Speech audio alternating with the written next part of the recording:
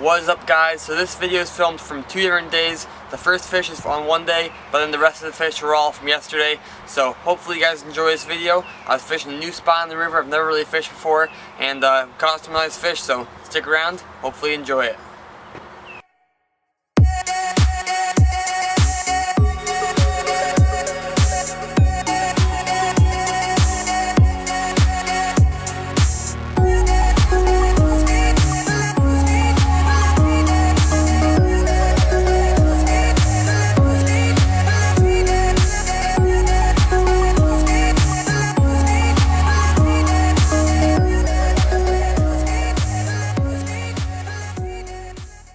Got a first carp on. It's really funny. I was just posting something on Snap, or I was just recording a story on my Snapchat story. I was saying how I hopefully we get a fish, and this feels like a big one. All right, just saw a big little swirl from out there. Wow, he's fighting like a huge fish. Oh, he's got like a weird nose. I guess he's not that small. Yeah, he's trying to prove me wrong. He doesn't like being called small. No, don't go under that line. Yeah, these guys are so much fun to catch.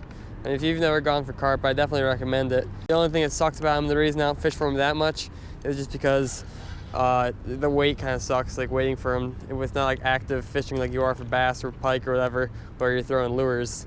It's kind of just, slow fishing on the bottom, waiting for them to come. So if you have a good day and there's lots of action, it's a lot of fun. But if you have like an hour wait between each fish, it kind of sucks. There we go. So if you're ever gonna, catch carp and stuff, if you're gonna let them go, regardless of whether people think they're good fish or not, you should take good care of them if you're gonna let them go. And so what I do is, since I don't have a landing mat or anything, I just keep him in the net to unhook him and everything. And then, he can just sit here, recover and everything while I get ready to show him off more. And he's always in the water, which is a lot better for him. All right, here's the carp. Nice one. Is actually only 13 pounds. So it's, like I said, a little skinnier of a fish, but a nice longer one. It's got kind of an ugly nose there. It's looks like someone stomped it, or he ran into a wall or something. Great fish to break the silence today. First fish of the day. Hopefully we can get a few more, so let's get him back and keep waiting. We're gonna let him go back in the water.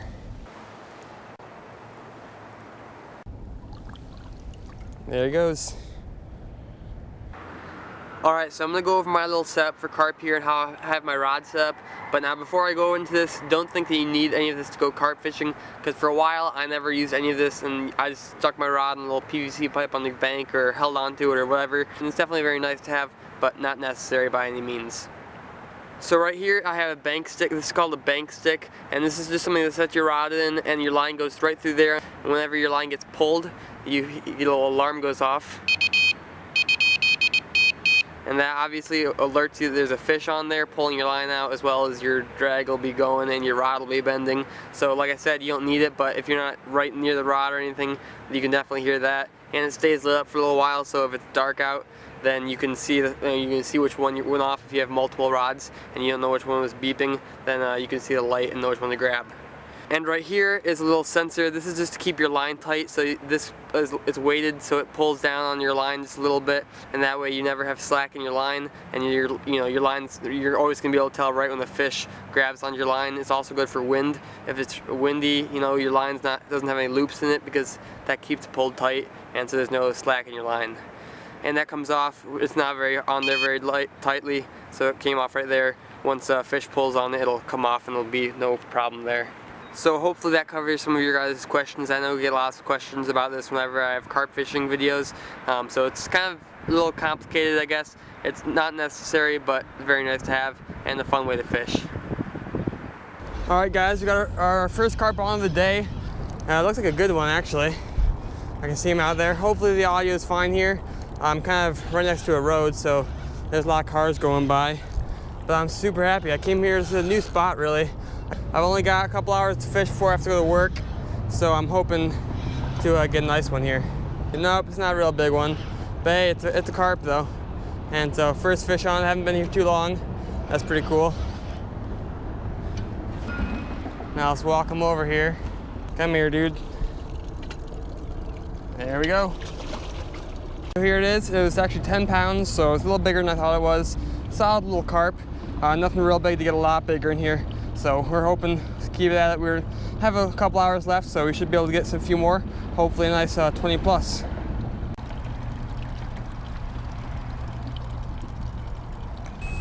All right, guys, there's an example of what happens when the carp's on. It's pretty nice. The rod just goes off, and I just grab it, and we got carp on. Pretty sweet.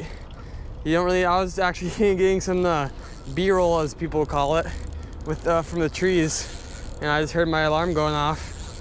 Hopefully he doesn't get caught up in my other line here. He's kind of going near it. Just feeling like a better fish. I haven't seen him yet. He just, you know, he's out in the current right now. And he's going in the right direction, so that's good. Now he's going into the current, which is a little weird. I think this might be a big one. He's kind of just dogging me, but he's heavyweight. He's not letting me move him much. Oh, don't get me in the trees, dude. No, I need to at least see you before you get off. Oh boy. Come on. No, stay out of there, stay out of there. Crap. Oh man, this isn't good. Okay, got him out. Oh, it's a mirror carp, nice. First mirror carp I've caught in here for a while. I don't catch a whole bunch of mirror carp, so when I do get one, it makes it a little more fun. They're kind of different looking carp. There we go. He does not like this. He's not quite done, I guess. All right, guys, here's the carp. It was 13 pounds, so not bad little carp. It's a mirror carp, as you can see. There's little different patterns on it. They're not fully scaled. That's how you can tell if it's a mirror carp. So pretty cool, something a little unique, and nice fish. So great fish. Let's get back in the water, and we got 2 down. Let's get a few more. All right, let's get her back. There she goes. So I'm gonna go over real quick why I'm fishing here and where's the fish for carp in the rivers. So I'm set up right over there, and I'm fishing right in this general area. And the main river is right there. As you can see, it comes down and goes over there underneath the bridge. Right here, it cannot not go underneath it. It's just concrete wall. I don't know what the reason is, but basically the only spot the water can go under in this bridge is down further there.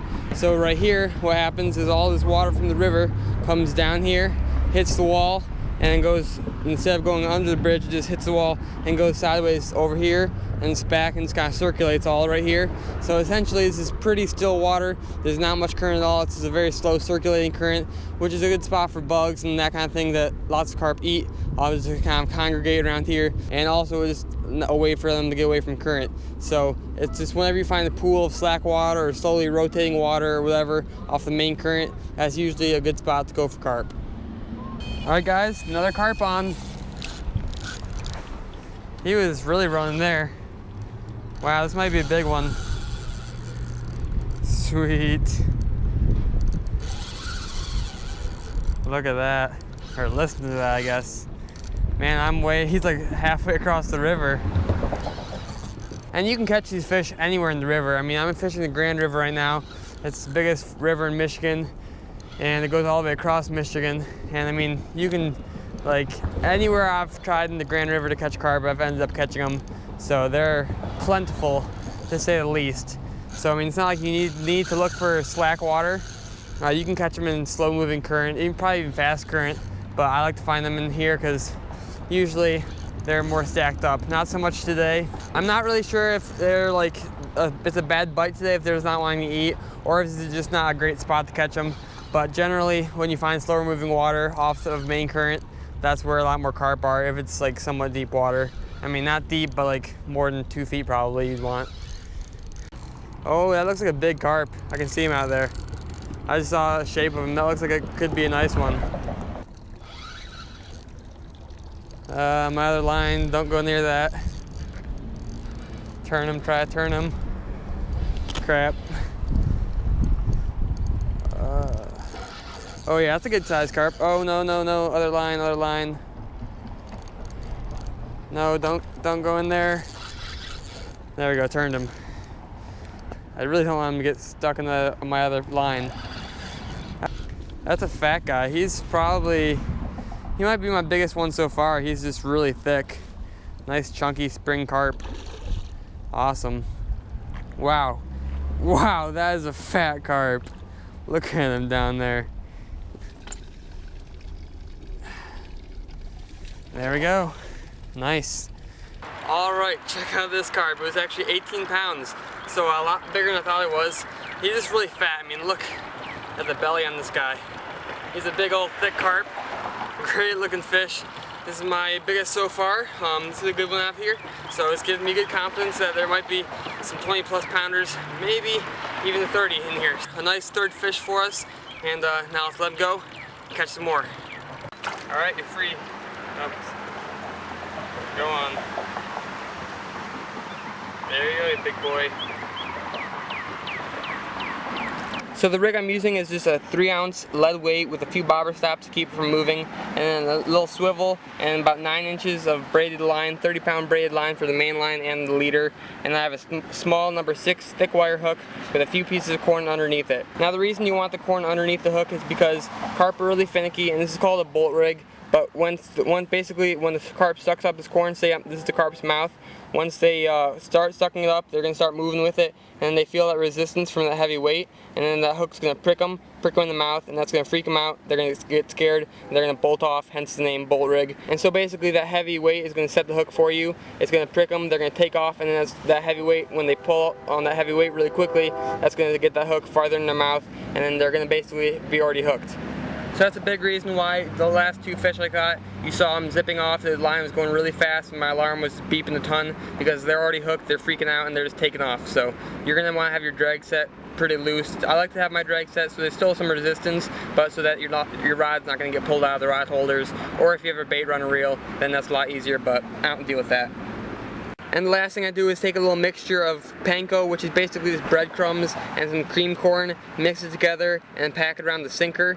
And then I take the hook, you can see the hook right there, and I put that in the bottom of it, and that keeps it from getting tangled when you're casting it, because it's a really heavy weight and then a light thing with a little corn on there, and so it's lots of times it'll fly around and you can get tangled if you're making long casts. Once it hits the water and once it gets on the bottom, it'll just really quickly start disintegrating, falling apart, and then you'll just get a big pile of corn and doughy mixture at the bottom, and that's something the carp like to eat. And so then you're really concentrating your bait, and they're gonna come around and eat that, and then also find your hook.